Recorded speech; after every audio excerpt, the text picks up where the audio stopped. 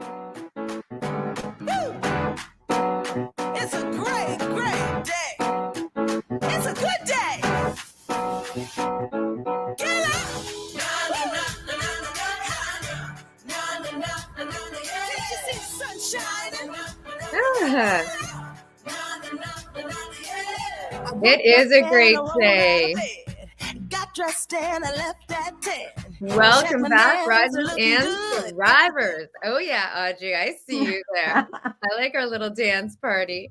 Welcome back, risers and thrivers. We are so happy to have you here with us today. Gosh, we really hope you loved the last show where we featured Genevieve and Kirk McLean. Now, Genevieve is a complete inspiration. She's a 3-time cancer survivor and thriver. And her incredible husband, Kirk McLean, was here to share the perspective of, how he navigates all of it and how he copes with the fear and everything that he faces as well. So that was a really powerful show. So please do check that out.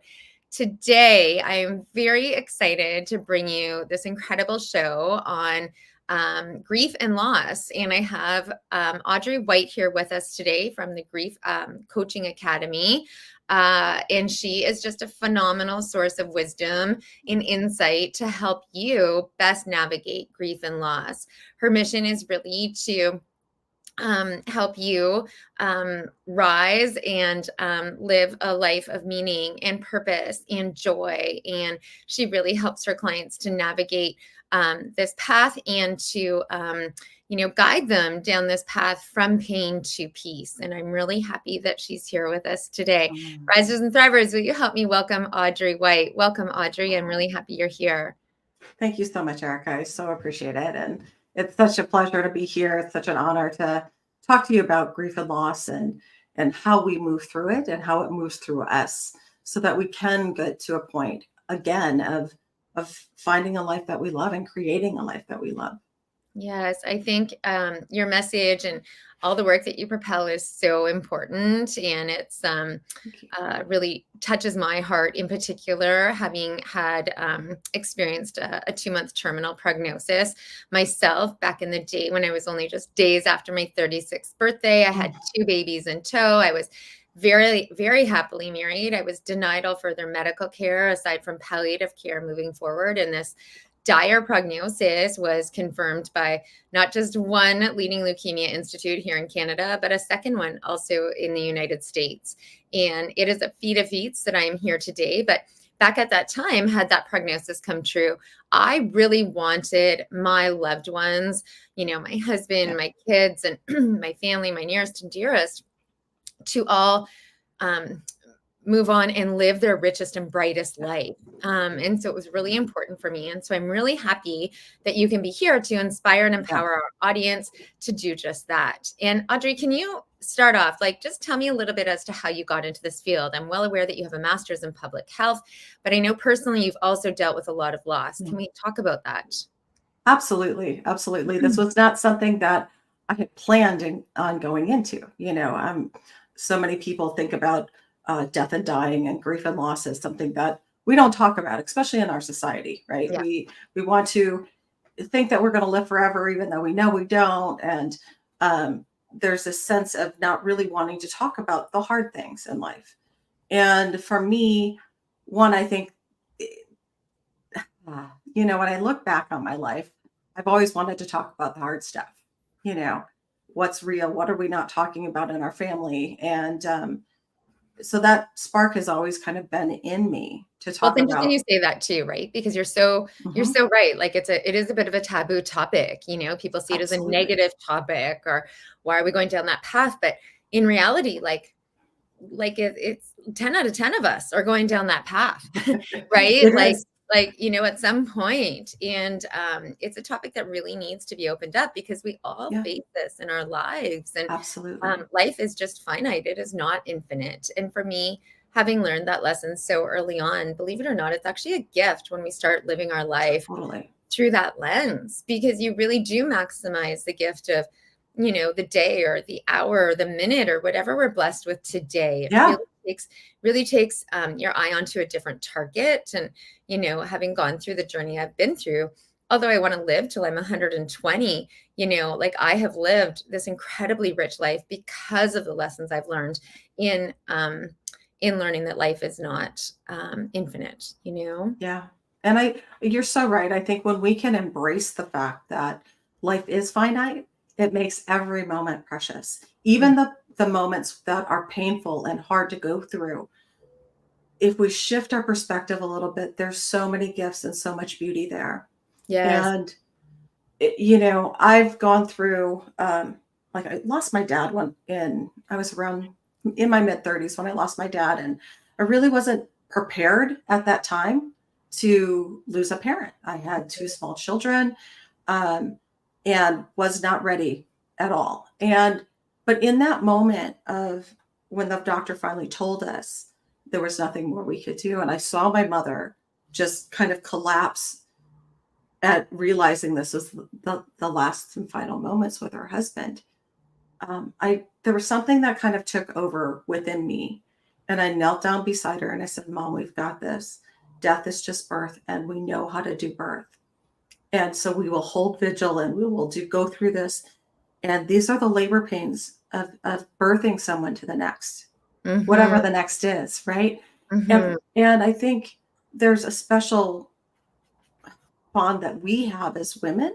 We know how to birth things. We know how to carry things. We know how to nurture and go through that pain and letting go.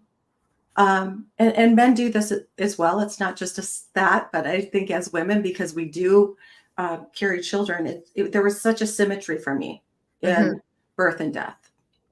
And I see it as like one of the same. Yeah. No, I agree actually on many levels. I was just at this very cool event on the weekend with Deepak Chopra, who was here speaking in Vancouver.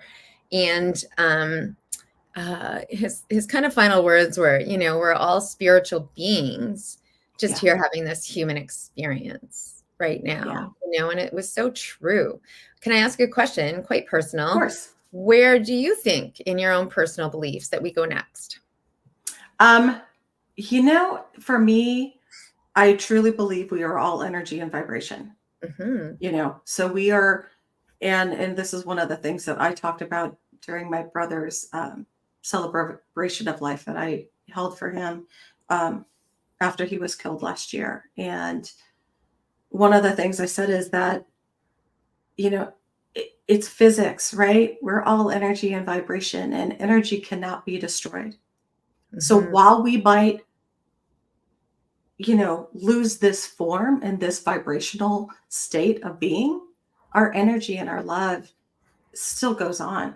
And I think the issue becomes, and we keep looking for our loved ones where they were and not where they are. So of course we miss their physical presence. I miss my brother. I miss my parents. That the sound of his voice, right? And I'm so glad that I kept audios of him, voicemails of him, because I can go back and listen to his voice. I miss his presence. I miss when things happen in my life, whether it's good or bad, and I can't pick up that phone. But what I do know is that when I quiet myself and I look around, I feel him. I know he's here with me. And so that presence it changes form, and we have to get really attuned to, where are they now? How do I feel that love and that presence now? Because they don't leave us. No, I agree. As crazy as it sounds, like when I was facing that 2-month prognosis, and I was very real about it. I prepared for the worst, of course, right? I owned that power that this fire-breathing dragon of cancer could take me out, and so I prepared for the worst, and I made all those heartfelt memory albums. And I always did feel that if that prognosis came true, that I would never really leave my family, and that I would just be there in a different way. Like I felt like I'd be on like my kids' shoulders, like just getting to follow them around in a different way, and I had this crazy experience when I was having my double lung transplant, and it was, thought before my lungs that because my lungs had been so compromised and so obliterated. Literally, it's a process called bronchiolitis obliterans. I ended up having rejection in my lungs after my bone marrow transplant that I then had after I attained this glorious remission from my leukemia.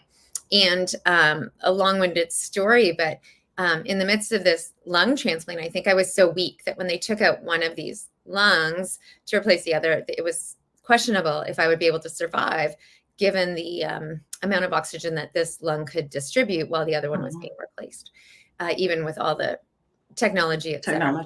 Yeah. And I think I went somewhere then, and I had this really powerful vision, if you want to call it, where it's like I was almost like rooting like an infant, and I was trying to find the way, because behind me I could feel, I don't talk about this story very often, but I could feel this like, I don't know, this powerful, warm, beautiful space and white and bright, as we've heard before from these experiences. And gosh, it just felt so inviting and so peaceful and so calm.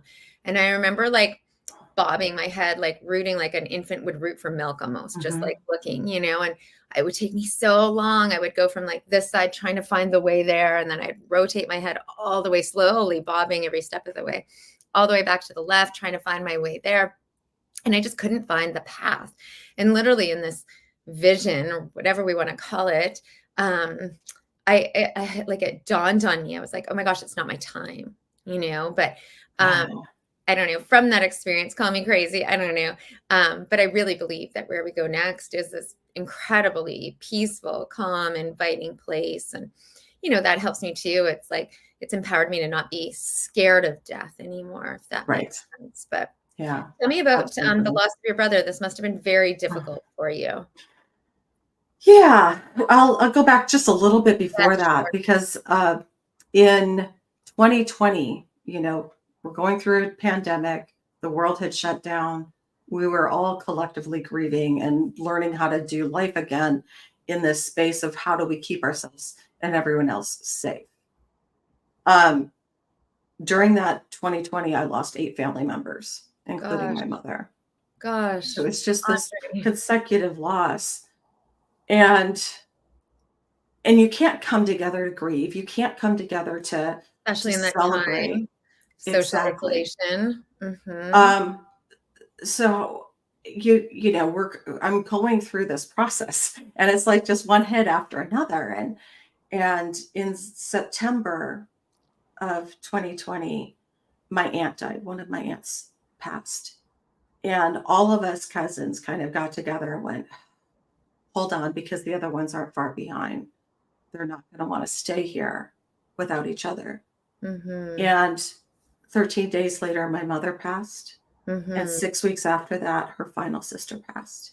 So that was this collective exodus within my family for a lot of different reasons, and a lot of different causes. My mother was almost 90, and she was very much in this state of, it was a quick illness. She had pneumonia. She lost the ability to swallow. So all of her muscles weren't working. And in that moment, I asked her, are you, you can't eat, you can't drink.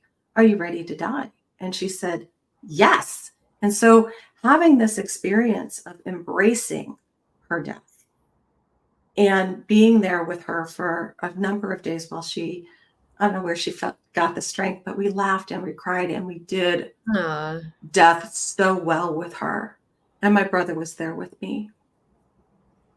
And so 2022 comes, and 2021 was pretty rough as well, trying to get through everything. And there was a loss of my, through work, my business, the business I was working for was acquired by a larger company. So you go through this loss there of like all this change and loss of people and departments that were gone. So 2022 comes, and I'm thinking, okay, we've got to have a break here. Like this needs to slow down. And so I actually took some time off, because I had, during all of that change and loss, I wasn't taking care of me. So I took some time off and was just starting to feel like, all right, I'm okay. I could deal with life. I've taken care of my body and my health a little bit What were you better than I had. experiencing, Audrey, before you decided to take that on and, go through this path of personal growth and development and heal? What were you experiencing before that kind of served as like a little bell in your mind that said, okay, I need to do this? Were you having trouble focusing? Were you experiencing Oh, sorrow? absolutely. Like, what were some of the everyday, I don't know, signs and symptoms that you were navigating at that time? So even before 2020, I think I had gotten out of a really rough, abusive relationship, emotionally abusive relationship, and um, was really questioning a lot of my self-worth and self-love and how am I going to get through this? And um, I, I met Aurora Winter, who was the founder of the Grief Coach Academy. And it was just this immediate knowing, like, this is the path I need to go through. So in 2019, I went through the Grief Coach Academy and learned the skills and practiced these skills and had it incorporated into my life that by the time my mother was passing, by the time I went through these consecutive losses, it was such a part of my core that it didn't scare me. I knew how to approach death in a way that I knew that I could take care of myself. I could hold space for someone else going through this. And so it was, and I learned a lot about how we control our thoughts. And this is something that we teach in the Grief Coach Academy because we have a tendency to believe our thoughts. I know, right? And it's just a thought. It's not right or wrong, good or bad, true or false. It's just a thought we continue to think. Deepak spoke a lot about this too, right? Yeah. What is really real? Like all of our thoughts, our minds are so conditioned, Yes. based on our own emotions, our genetics, our family stories that have been told to us, our own experiences, like what is real. And that should be challenged because it really, like, the perspective that Absolutely. we choose on our world, it becomes our reality. And it does. And at some point that is a choice, right? Two people can navigate the same journey and hold two different perspectives. But what is real and challenging our thoughts is questioning everything was the message I left with Deepak. And it was, powerful in the same way of what you're speaking on. Yeah. And I think, one of the things that we work with in the Grief Coach Academy is it's called the peace method, and really working through how we identify like this thought that's causing us pain and suffering, because there's pain with the event, no matter what kind of loss we're going through, be it a job, a relationship, a loved one, our sense of self, a loss of what we should have had for a life. Mm-hmm. And we're grieving that, but that thought and the continued kind of rumination of that thought is what causes us the suffering over and over, because our body doesn't know that this isn't happening right now. It'll put that trauma back into our reality. I think it's also so much like pain is inevitable. It's part of being human. We all experience pain for different reasons, but it's really the common thread that connects us all. But you look at struggle, and struggle, in my view, really comes from when we feel powerless, right? Yeah. We feel like our power or our sense of control has been taken away. And so that struggle, really, that notion of struggle really takes over again when we're ruminating over those thoughts or whatever. And so I always suggest to my own coaching clients, like, what do we do to get out of that, right? Like, what helps us get out of that sense of, when we lose our control, what can we do? Yeah. We can all take action in different ways. Yeah. And take little action steps towards getting some of that control back. And that, I find, a lot eliminates or lessens the sense of struggle, right? We can't take away pain because, again, pain is just inevitable. We're going to feel pain. But that idea of struggle is different. Yeah. Absolutely. And so much of that comes from our thoughts and our how we hold on to our thoughts. Is how we tell our stories in our life. Yes. We tell our story from a victim standpoint, which I did for a long time. Yes. And then I realized that isn't serving me. Yes. And I can change that story by making me the hero of my life, because I have survived until this point. And I promise your loved ones would want that for you. Exactly. Yeah. Exactly. So it doesn't serve me. Yeah. It doesn't serve you. It doesn't serve the listeners And to I feel take that standpoint. I feel it's like a duty that we have too, like having almost lost my life at such a young age. Like, I feel it's a duty that we all have to really live out this gift that we have today. Right. And just like you said, to be the hero in our own stories and to carve out that path. And I'm not denying the pain and the sorrow that comes with loss. But at the same time, like, I don't know, I feel deep in my bones that we need to honor their light by living as much as possible. And so educating ourselves and empowering ourselves with the tools that you share and help your clients with. Yeah, absolutely. And, you asked about, how my brother's death had impacted me. And in 2022, March of 2022, he was murdered. It was a murder-suicide. His wife of 42 years killed him and then killed herself. And it's something that you don't expect to ever experience something like that. You're thrust into this, myself, my family, my children were thrust into this world of gun violence, of mental health issues. I find myself talking on the phone to the sheriff's department and lawyers because this was an intentional act on her part, and she had set a lot of things in motion that I had to face afterwards. And one of the things that I knew going into this, and I know from my own sense of faith and also from the work we do at the Grief Coach Academy, I had to walk into that community. They lived in Kansas. I live in California. I had to fly out there. And I knew I was going into this community of individuals that didn't know the full story, that knew both my brother and his wife, that they were grieving and questioning and were in shock and trauma. I can't even imagine. Yeah. But there is this part that just knew, if I go in there holding any kind of anger, I'm not going to be of service and I'm not going to honor my brother. And so it's a very conscious decision to go, that anger that I'm feeling, the only one that's going to hurt is me. If I hold on to that, if I don't find a way to let go of that, I'm going to give over my life to this anger. She's already taken my brother's life. She took her life. Me being angry at her or the situation is only going to harm me. And I can't do that to myself. And I wouldn't have, like I said, I wouldn't have been able to be of service. And you talk about kind of that, finding that beauty in the world, going into this community, because I went in very consciously opening myself up. I could see how much this community loved my brother. Mm. And they reached out and embraced me and really provided that base. I was there for a month trying to wrap up.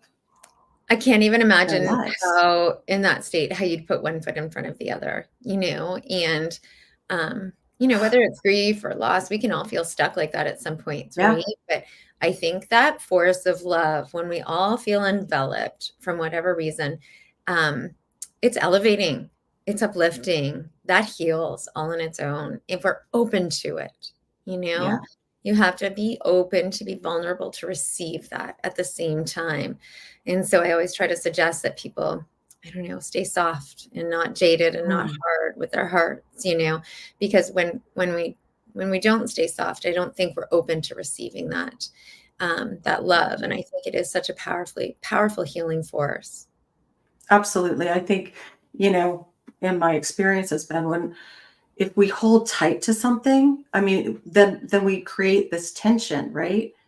And nothing can get in and nothing can get out. And we're just in this locked position. Whereas if, like you said, you soften and you think, your mind wants you to believe that if you soften and open, you're not going to be able to survive. But it's like being a wave, right? that wave and that water will move, and it'll move through you, and you'll move with it. Yes, I love that. What are things that people said to you in that time that were really impactful? I find a lot of people can experience a loss of words when they're trying to help or support someone close to them who's navigating grief or loss. What were some of the powerful things that were said to you, and what can our listeners say to others that they're supporting? Sometimes it's just acknowledging, I don't know what to say Mm-hmm. in this situation. I'm so sorry, and I'm here. And I know you don't know what you need right now, but when you do, I'm here. And and so much of it wasn't even words. It was so much about people showing up and saying, you know, I had someone come in and book flights for me without me asking, when do you want to leave? I'll take care of it. You know, people were just taking things off my plate so that I could just feel Mm-hmm. what I needed to feel and then slowly move forward. I It's so found the much of same that. thing. Yeah, go I ahead. found the same thing in terms of when I was facing, cancer at large, but the terminal prognosis that I had faced.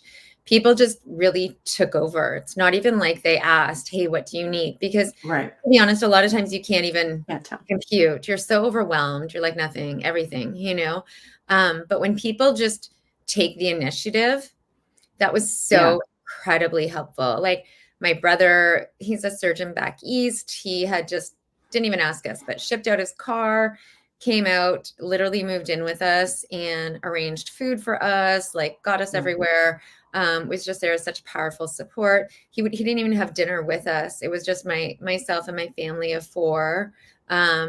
He was very respectful of our space, but he took over of so much. And I'm so incredibly appreciative. So many people did things just like that without even asking. There was food cooked, the T's were crossed, the I's were dotted. And I can't even say how incredibly valuable that was, because it allowed me to heal in a different way, Yeah, and absolutely. it allowed my family that powerful piece of connection that if it were our last moments together, that was what we needed. Yeah. And so So sometimes you just need like someone to sit with you too in silence, and someone to like hear your pain when you're rambling on with tears and emotion, but just somebody to validate what you're experiencing too. I found that all so helpful.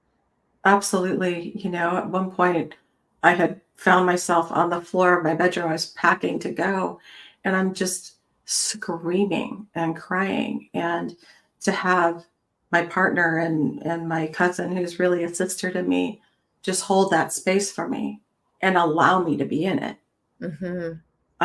So powerful.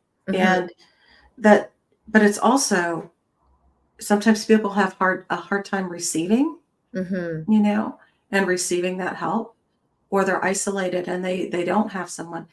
Community and reaching out is so important. Yes. So if you find yourself in a place where you don't know where to turn to, who do you go to?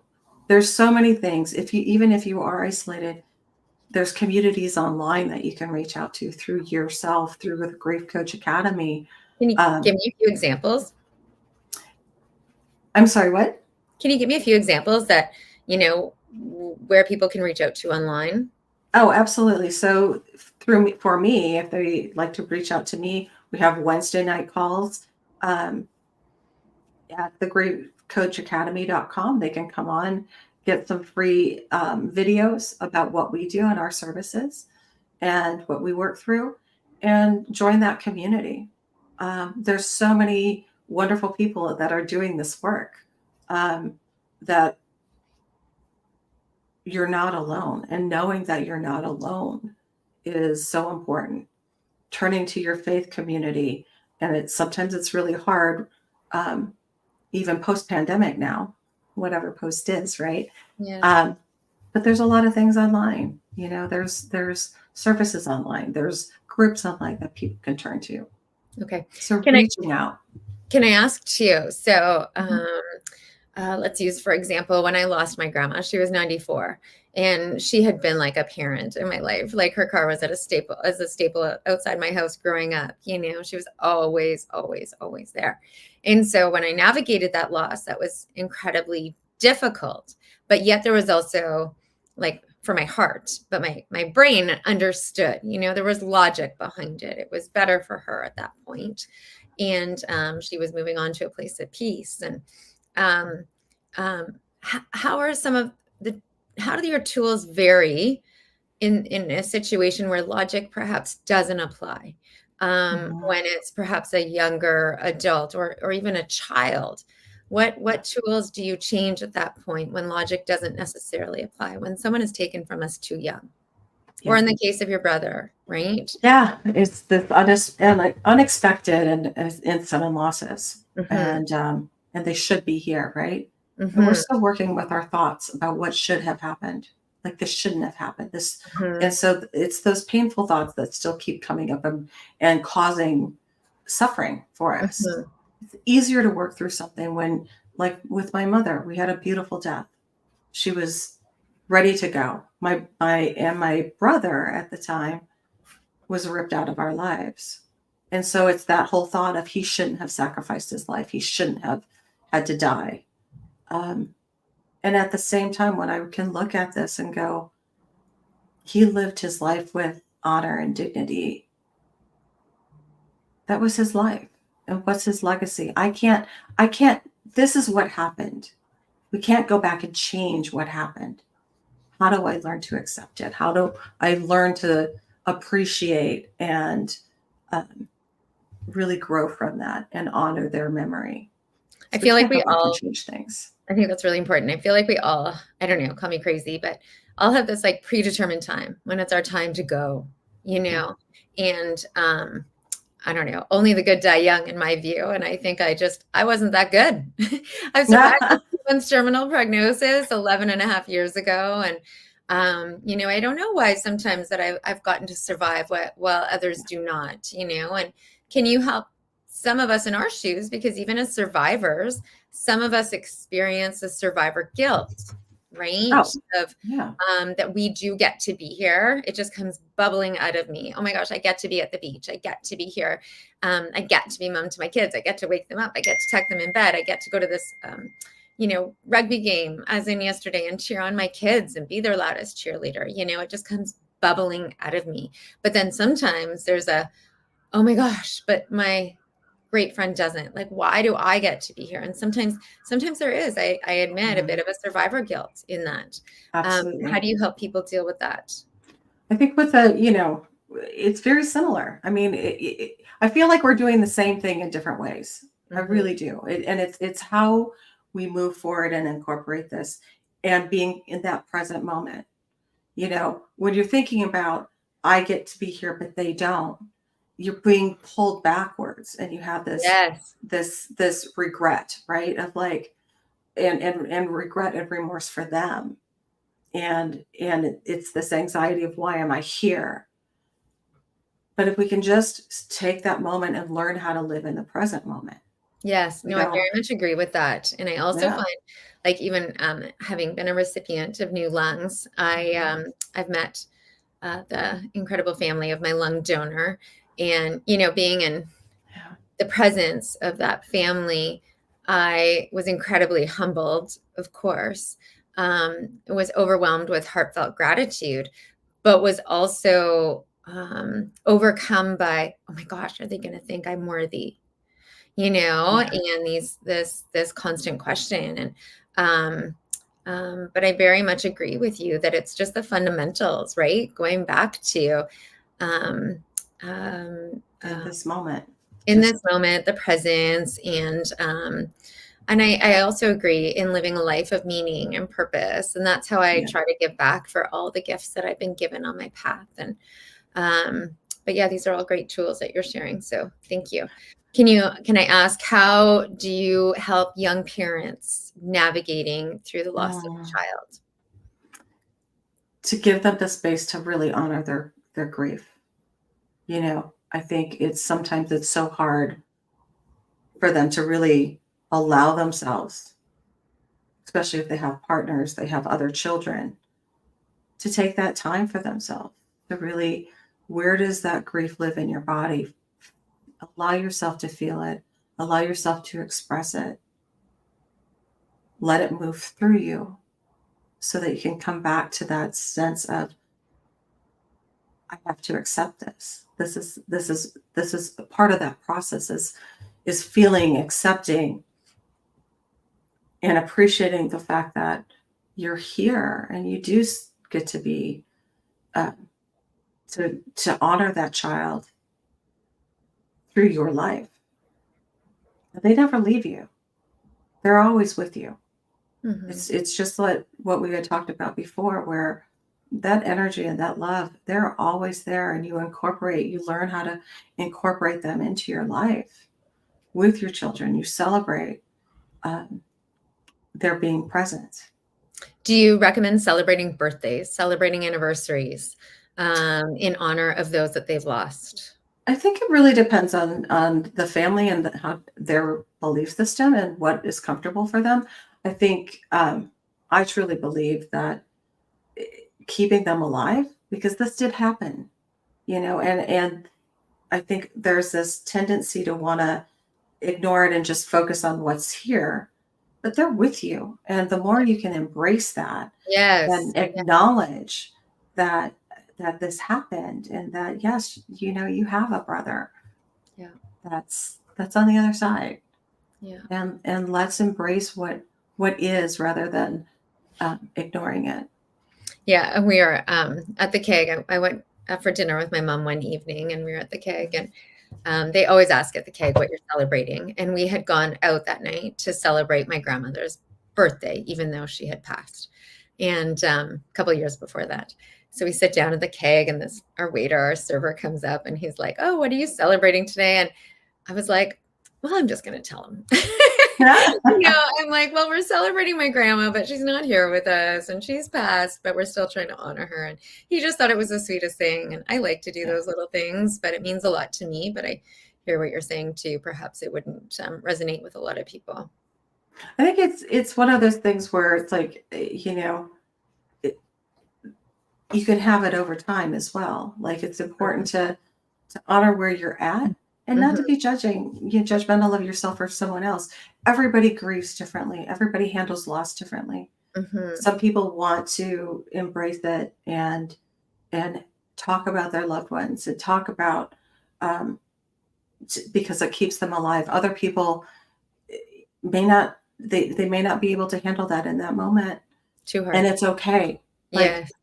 don't judge yourself and don't judge others by you see someone who just lost someone close to them and they're having a moment of joy. Allow them to have that moment of joy, because you don't see all the moments where they're not enjoying it. Yes. Allow that person to be, sometimes it's becoming hyper focused with work, because this allows me that outlet, and then I'll pull back and feel when I can. Yeah. And it's so individual to just honor where you're at and not to judge yourself or others.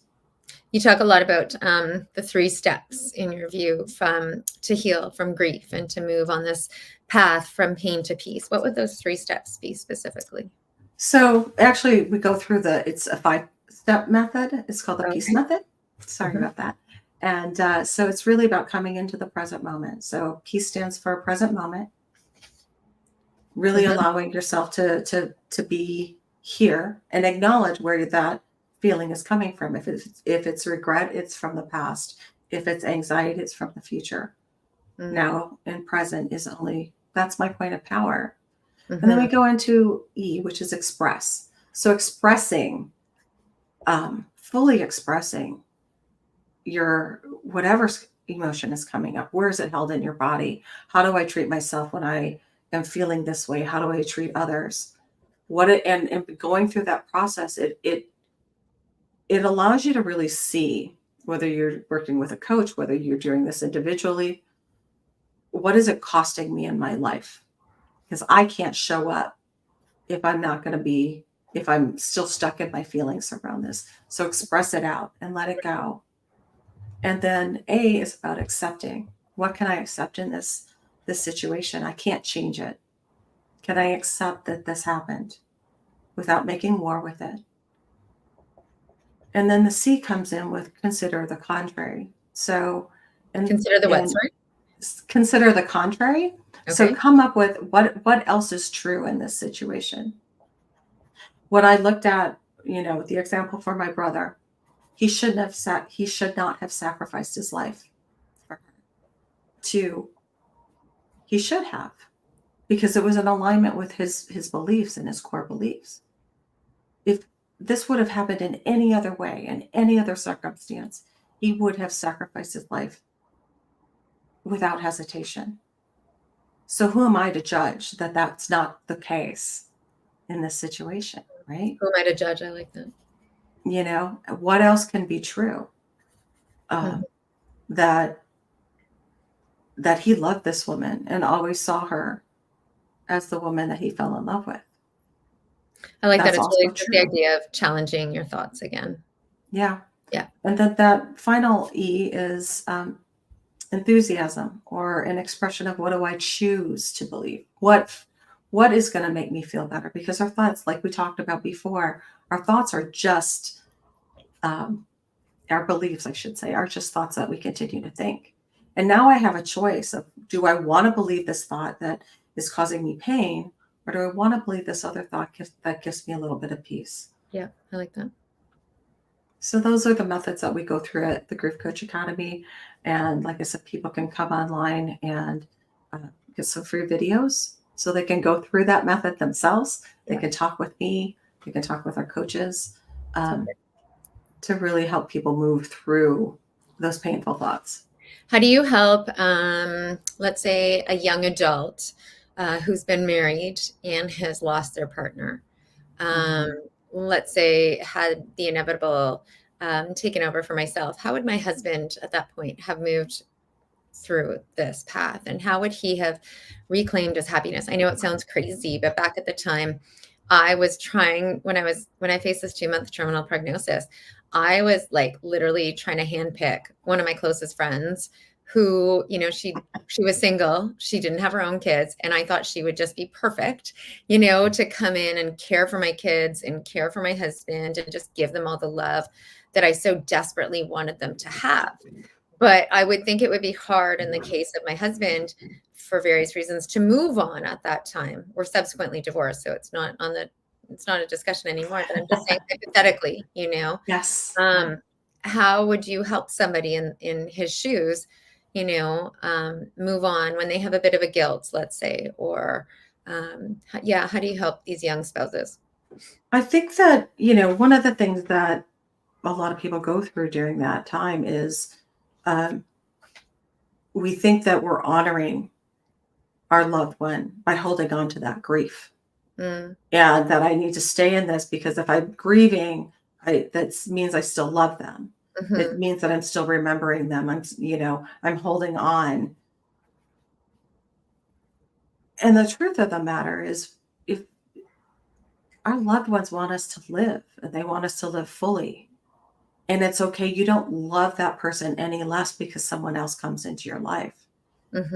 You learn that love expands, and that you have enough love. It's not a finite resource that you love this person so you can't love another. It's like, I can expand myself to still love that person and love every moment that we had together. And I'm still here. That person loved me and wants what's best for me. And in order to do that, I'm going to live my life fully. And allow that, we have this, sometimes I think we have this guilt that is built into us, that we need to be, suffering.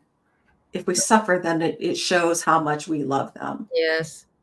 Whereas what shows how much we love them is our ability to expand and honor them and move on with our lives, to love and continue that love in a different path. That's beautiful. How can a widow know when they're ready to move on?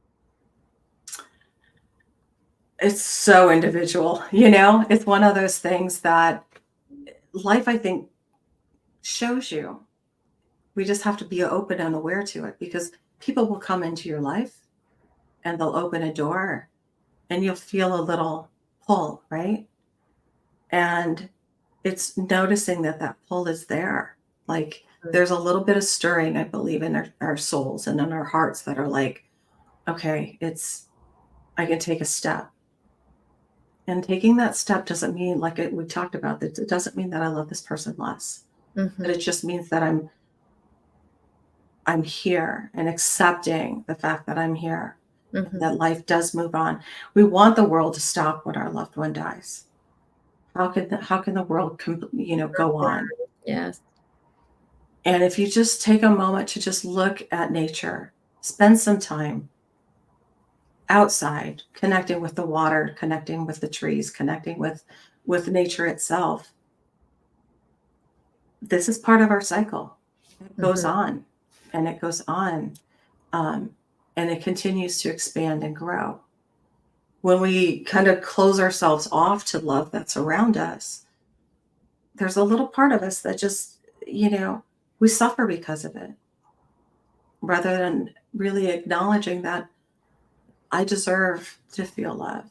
I deserve to continue to live my life. And I'm doing this in honor of you.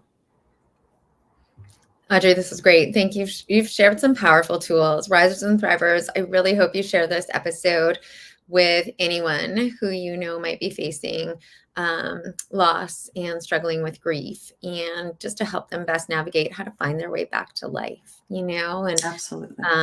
Audrey talked a lot about this peace method. So be in the present moment, express those hard emotions, get them out, feel free to express those emotions, right? And be vulnerable, and Yeah. accept that this has happened, and challenge your own thoughts on how you choose to see this, and adopt enthusiasm for moving forward and for your life ahead, and living this full and rich life in honor of your loved one. These have all been excellent tools. Audrey, thank you for being here with us today. I very much appreciate your time.